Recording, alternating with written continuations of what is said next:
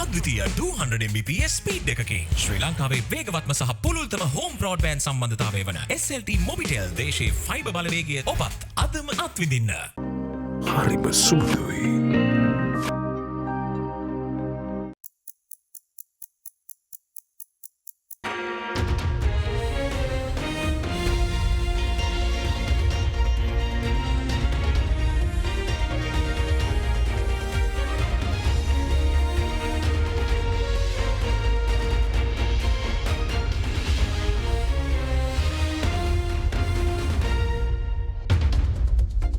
Tonight on First at 9 this Sunday the 20th of August 2023. Polls to tourism. President highlights the need to double the number of tourists and achieve a five-fold increase in revenue from the tourism industry in 2024.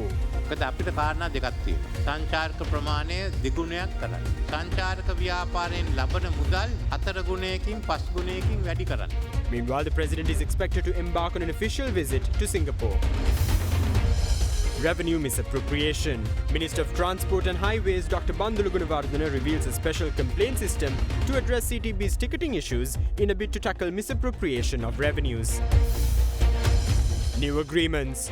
Sri Lanka Business Chamber representatives note that Sri Lanka must continue efforts to enter the regional comprehensive economic partnership through new agreements. And the overall direction, I think these are pieces of puzzle to get to the RCEP, which is 15 countries including China, including Thailand as well. ඔබේ විශ්වාසය දෙනු සෙන්සුරයින් දැන් ළඟමැති ෆාමසියෙන් ලබාගත හැක. Rhino Cement Roofing Sheets. හොඳම මෙලට කල් පවතින වහරයක්. This is AdaDerana First at 9. Live from Studio 24 in Colombo. Good evening and welcome to AdaDerana First at 9. I'm Aditya Durisinghe joining you live with the latest in Sri Lanka and around the world. Now in your top story tonight, President Ranil Wickremesinghe said the country's tourism industry should aim to double the number of tourists and work towards a five-fold increase in revenues from the tourism industry in the coming year. Addressing an event yesterday, President Ranil Wickremesinghe underscored the urgent need for comprehensive development in the sector. The President further expressed his views and said that the government is working to extend support for individuals willing to allocate rooms in their homes for tourists, providing excellent guest services while commanding rates upwards of $100. The newly constructed luxury hotel Hilton Yala Resort at Yala Wildlife Tourism Zone at Palatupana was declared open by President Ranil Wickremesinghe yesterday. Joining the opening ceremony of the resort, the President said that to recover the tourism industry now, measures must be taken to increase the tourist arrivals and revenues. අද මේ හෝටලේ විවෘත කරන්නේ මෙහි එන සංචාරකයන්ට dollar 500ට වඩා අය කරන පදනම උඩ. ඒක 1000කට යයි කියලා මම බලාපොරොත්තු වෙනවා. මොකද අපිට කාරණා දෙකක් තියෙනවා. එකක් තියෙන්නේ අපිට එන සංචාරක ප්‍රමාණය දෙගුණයක් කරන්න. සංචාරක ව්‍යාපාරයෙන් ලබන මුදල් 4 ගුණයකින් 5 ගුණයකින් වැඩි කරන්න. 1981 මම මාලදීවට ගිය අවස්ථාවේදී මාලදීවනේ ලැබුණේ ආදායම සංචාරකයන් ඩොලර් 25යි. අපිට වඩා අඩු සංඛ්‍යාවක් හිටියේ. අද මාලදීවනයට එන්නේ අපිට සමාන සංඛ්‍යාවක්. ලක්ෂ 25ක්. අපි එක සංචාරකයෙක්ගෙන් ඩොලර් 200ක් විතර අය කරගන්නවා. මාලදිවයිනේ ඩොලර් 700ක් අය කරගන්නවා. කර්මාන්ත ශාලා දාන්න අනික් වැඩ කටයුතු කරන්න කෘෂිකර්මය කරන්න කල් යනවා. ඒ සංචාරක ව්‍යාපාරයෙන් අපිට ශීඝ්‍රයෙන් ඒ සංඛ්‍යාව ලබා දෙන්න පුළුවන්.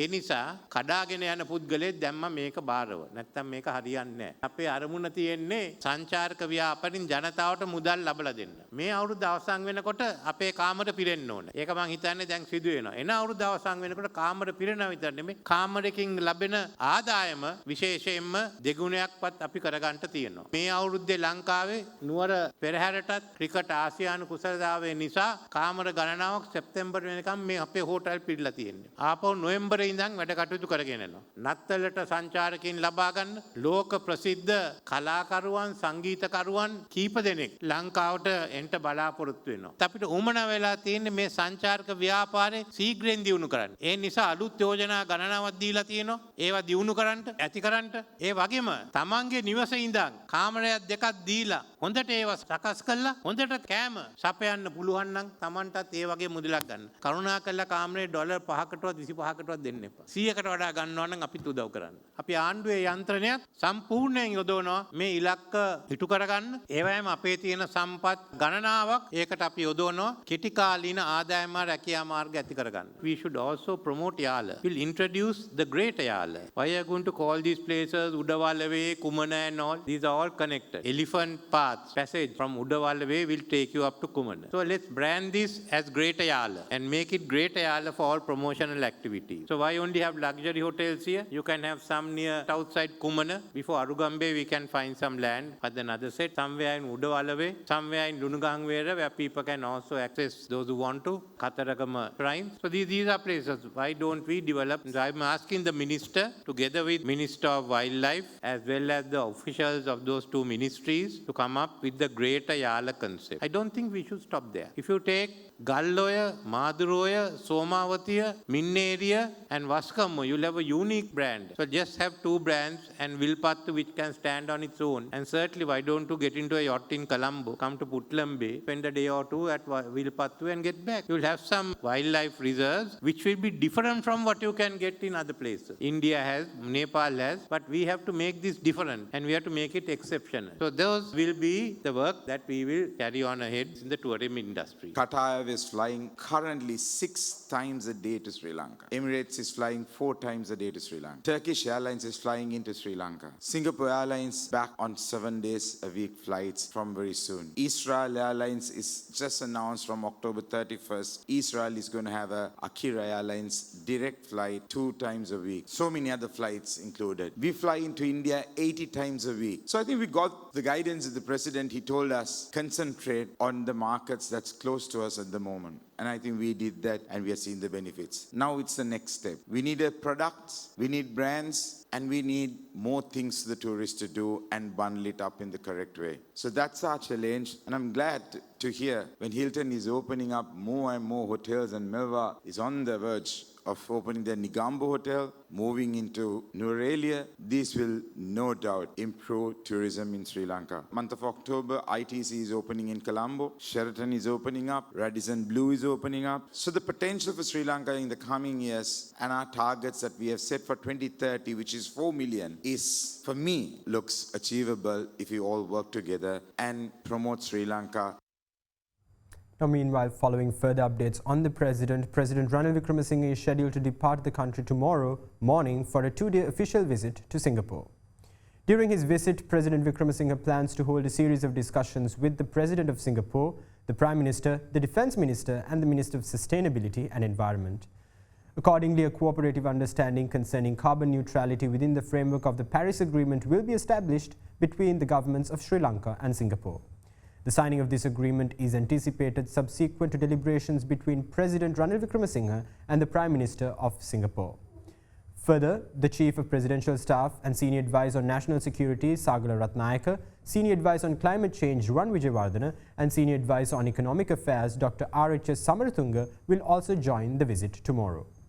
Simultaneously, 4 acting ministers will be appointed to oversee the country under the President's purview following his absence. Now, the Minister of Transport and Highways, Dr. Bandulu Gunawardena, revealed plans for the establishment of a special complaint system to complain about buses belonging to the CTB which failed to issue tickets. Speaking to the media in Colombo yesterday, the minister further pointed out that a main factor weighing on the losses of the CTB is the financial misappropriation perpetuated by the drivers and conductors of the CTB. දිනපතාම වගේ අපිට නතර කරගන්න බැරි ආකාරයට ලංකා ගමනාගමන මණ්ඩලයේ ආදායමෙන් කොටසක් රියදුරන් හා කොන්දොස්තරම් විසින් බෙදා ගැනීමේ සම්ප්‍රදායික පුරුද්දක් ඇවිල්ලා දැන් ඒක අපි පැටලීම් ඒකකයේ විසින් නිසි ලෙස රාජකාරී නොකිරීම නිසා දිනකට ලක්ෂ 100ක විතර ආදායමක් CTB එකට ලැබිය යුතු ඒක රියදුරන් හා කොන්දොස්තරවරු පිරිසක් විසින් බෙදා ගන්නවා. ඉතින් මේක නතර කිරීම සඳහා කරන්න පුළුවන් උපරිම දේවල් කරලා තමයි මේ කඩාපනින ජංගම වැටලීම් ඒකකයේ සම්පූර්ණයෙන් විසිරුව හැරියා. මම සභාපති අගමැතිවරයාට උපදෙස් දීලා තියෙනවා. ලබන සතියේදී ප්‍රාදේශික ජංගම වැටලීම් මේකක 12ක් ඇති කරන්න කියලා. පොලිස්පතිතුමාට ලිඛිතව දැනුම් දීලා තියෙනවා මේක විශාල මේ ජාතික දේපොළ හොරකමක්. මේක නතර කරන්න ඕනේ. මේකට මම සියලුම වෘත්තීය සමිතිය අනිත් අයටත් දැනුම් දීලා තියෙනවා. කවදක්වත් කිසි කෙනෙකුට ළඟම ගොඩ ගන්න බෑ මේ විදිහට දිනපතාම ආදායමෙන් එක ගමන් වාරයකින් රුපියල් 10000 15000 20000 30000ක් නැති වෙනවා. මම නෙමෙයි කවුරු හිටියත් මේ ළඟම කරන්න බෑ. මහජනයාගේ මට ඉල්ලා සිටින්න තිබෙන්නේ ප්‍රවේශ පත්‍රයක් නොමැතිව ගමන් කිරීම වැරද්දක්. ඒ නිසා බස් රථයකට ගොඩ වූ විට ළඟමේ ජාතිය සතුයි රැක ගැනීම ඔබ සතුයි. ඒ නිසා ප්‍රවේශ පත්‍රයක් ඉල්ලා සිටින්න. ප්‍රවේශ පත්‍රය නොදුන්නොත් ඒ පිළිබඳ පැමිණිලි කරන විශේෂ වැඩපිළිවෙලක් අපි ලබන සතියේ සකස් කරනවා. Now, the Samaga Jana Balawege member MP Ajit Manaperuma says that the SJB does not have any intention of securing power. However, it will strengthen the government to address the needs of the general public. Meanwhile, former parliamentarian Sunil Handunethi says that politicians along with finance officials who provided advice must be held accountable for the current economic crisis. With that, here are some of the comments expressed by public representatives regarding the current economic and political situation in the country. අපි උත්සාහ කරන්නේ ආණ්ඩුවට සහයෝගය දීම නෙමෙයි අපි උත්සාහ කරන රටේ ජනතාව ජීවත් කර දීම සඳහා ආණ්ඩුවට ශක්තියක් දීම. නැතු බලය ලබා ගැනීම සඳහා නෙමෙයි. අපි විශ්වාසයෙන් අපි තියාගත්තේ අපි බලාපොරොත්තු වුණා ජනාධිපතිතුමා රටේ සාමය ඇති කරා කියලා තිබ්බ තත්ත්ව තුල ඒක එතුමා සාමය ඇති කරා. ඊළඟට කඩාවැච්ච ආර්ථිකයේ යම්කිසි මට්ටමකට ගෙනේ කියලා බලාපොරොත්තු වුණා. ඒක ගෙනල්ලා තියෙනවා. ඔක්කොටම රටේ අයට දේශපාලනය කරන්න නිදාස බලාපොරොත්තු හිටියා. ඒ දේශපාලන නිදාස ඔක්කොටම අද තියෙනවා. හැම කෙනෙක්ම රැස්වීම තියෙනවා ඔක්කොම කරනවා. කඩාකප්පල් වල උද්ඝෝෂණය කරලා ගෙවල් කඩන්න ගෙන තියන්න යන එක නෙවෙයි දේශපාලනය කියන්නේ. ඒ ටික දැනට කරලා තියෙනවා. කරමින් යනවා. මේ ආර්ථිකයේ කඩාවැටීමට දේශපාලන තීරණ ගත්තා වගේම ලංකාවේ දේශපාලකයින්ම මෙහෙවපු මේ අවුරුදු 75ක් පුරා මෙහෙවපු මේ මූල්‍ය කටිප්‍යාධිකාරය මූල්‍ය තක්කඩියෝ ටිකක් ඉන්නවා. ඒගොල්ලෝ අග කියන්න ඕන.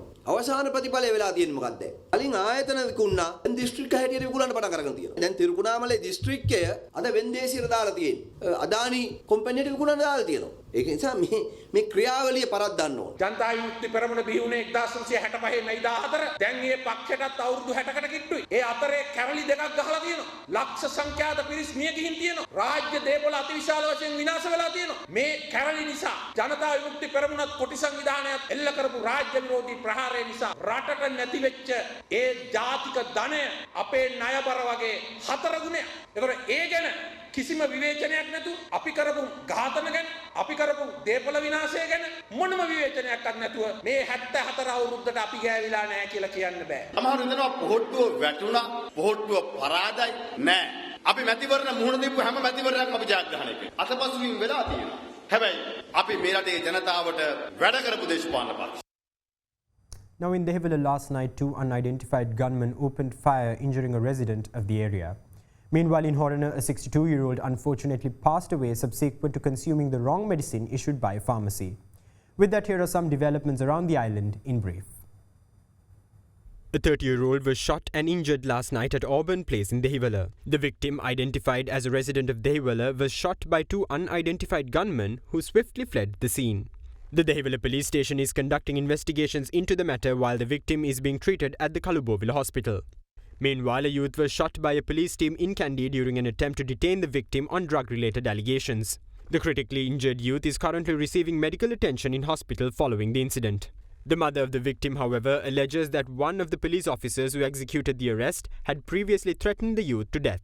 Meanwhile, a tragic death was reported from the Horana Ingiri area as a 62-year-old patient was issued incorrect medicine by a pharmacy. The relatives of the deceased alleged that the pharmacy had issued cancer medicine to the deceased, suffering from high blood pressure and diabetes. Further investigations into the death are being carried out by the Ingiri police. Join us on the other side of the short commercial break for more news.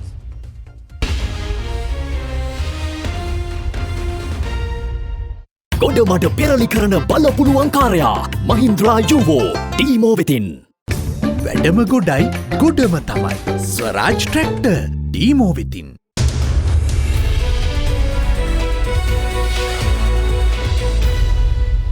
Welcome back. Now in your business news, Sri Lanka Business Chamber representatives said through free trade agreements, Sri Lanka should plan to diversify its export markets while continuing efforts to enter the Regional Comprehensive Economic Partnership through new agreements. Speaking to Indiva Yamuatta this week at Hyde Park on AdaDerana 24, Ceylon Chamber of Commerce expert Shreyan Fernando highlighted the need to integrate with the eastern markets while continuing the legislative reforms that need to be done.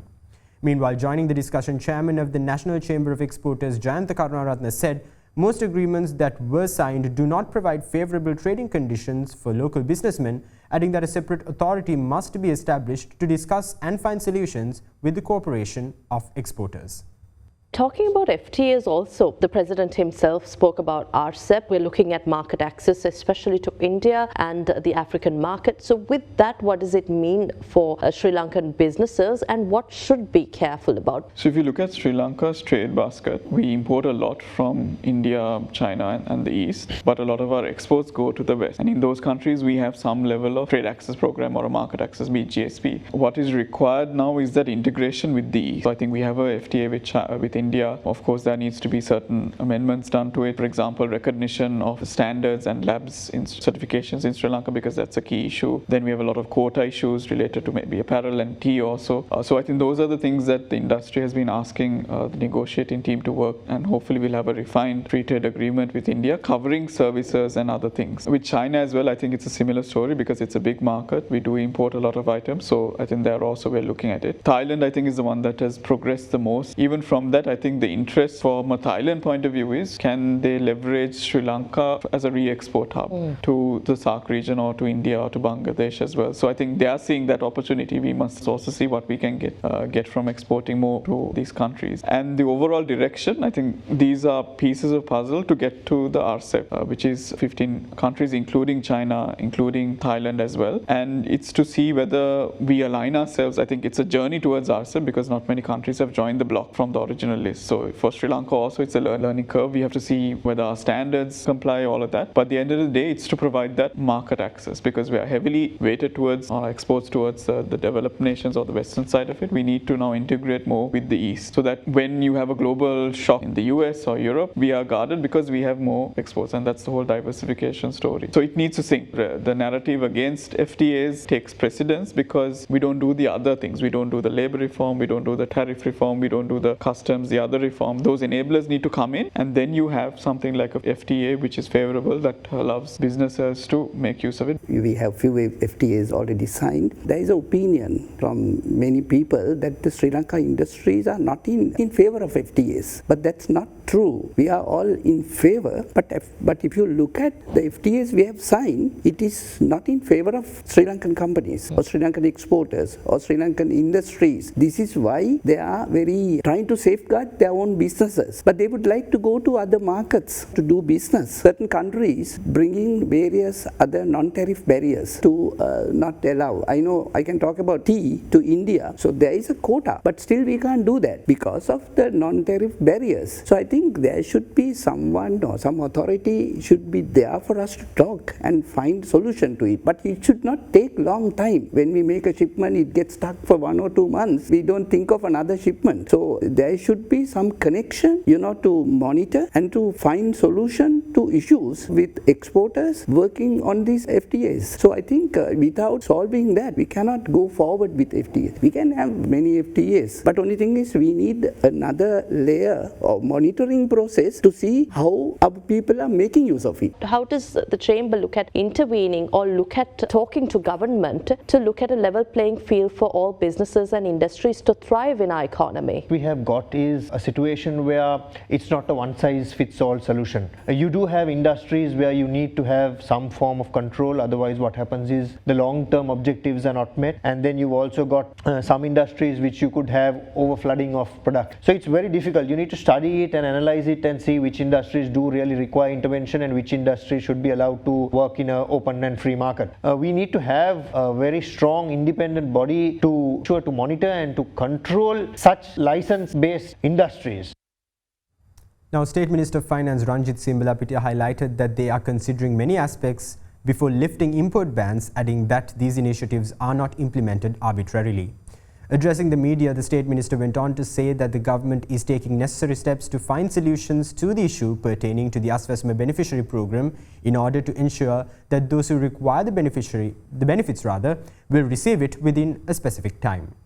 අපිට සිද්ධ වුණා HS code 3000කට වැඩි ප්‍රමාණයක් නවත්තලා තමයි අපි අපේ සංචිත ආරක්ෂා කරගත්තේ. තුන්වෙනි වෙලා තිබුණු සංචිත ඩොලර් බිලියන 3කට වඩා වැඩි ප්‍රමාණයකට වර්ධනය කරගෙන තියෙනවා. ඒ දීර්ඝ කාලීනව රටකට ආනයන තහනම් කරගෙන ඉන්න බෑ. ක්‍රමානුකූලව රට විවෘත කරන්න අවශ්‍යයි. දැන් අපි ධන ආර්ථිකයක් කෙරෙහි අවධානය යොමු කරනකොට ධන ආර්ථිකයේ රට ආර්ථික ප්‍රසාරණය වෙන්න වැදගත්ම දේ තමයි ජාත්‍යන්තර වෙළඳාමට අවශ්‍ය පහසුකම් සලසා දීම. මේ තහනම් අපි ක්‍රමානුකූලව කිසිම වෙලාවක ඉවක් බවක් නැතුව අපි කරන්නේ නැහැ. යම්කිසි භාණ්ඩයක ආනයන තහනම් ඉවත් කරද්දී අපි හැම පැත්තක්ම බලනවා. එහි අවශ්‍යතාවය, එහි තියෙන ආදේශන ශ්‍රී ලංකාවේ තියෙන මහා බැංකුව ආර්ථික පරීක්ෂණ ආයතනය මොකද්ද කියන්නේ? අපිට කොච්චර ඩොලර් යනවද? මුළු විනිමය වියදම් වීමෙන් 100ට කීයක්ද ඒක ගත වෙන්නේ? මේ ඔක්කොම බලලා තමයි අපි තීරණයක් ගන්නෙ. එතුමා සහන ලබා දීම දැන් දිගටම බාධා කීපයක් පැමිණ තිබුණා සහන ලබා දීම සඳහා මේ ජනතාව දැන් ඒක නගරලා ගිහිල්ලා සහන ලබා දෙන්න බලාපොරොත්තු වෙනවා. අස්වැසුමද? ඇත්තටම අස්වැසුම කියන්නේ අපිට තිබුණු අපි ලොකුම ප්‍රශ්නයක් තිබුණානේ. අපි අවුරුදු නිදහස ලැබපු දා ඉඳන් අපි සහන ආධාර ලබා දුන්නා. හැබැයි අවසානයේ බලද්දී තවදුරටත් අපිට සහන ආධාර අවශ්‍යයි. ඒ වගේම ලොකු ගැටලුවක් තියෙනවා. සුදුසු නැති අය මේක ගන්නවා. සුදුසුකම් තියෙන අයට මේක නැහැ. මේකට තමයි උත්තර හොයන්න උත්සාහ කරේ. ඉතින් එහෙම දශක ගාණක් ආපු වැඩපිළිවෙලක් වෙනස් කරද්දී ප්‍රශ්න වලට මුහුණ දෙන්න සිද්ධ වෙනවා.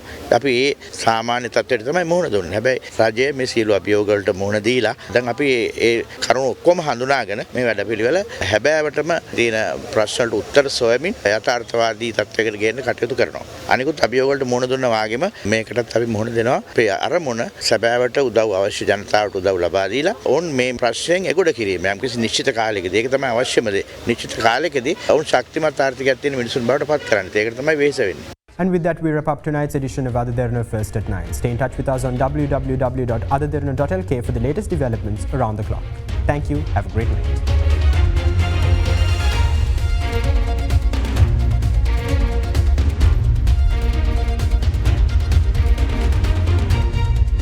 For news and information you can trust 24 hours a day, visit AdaDerana.lk.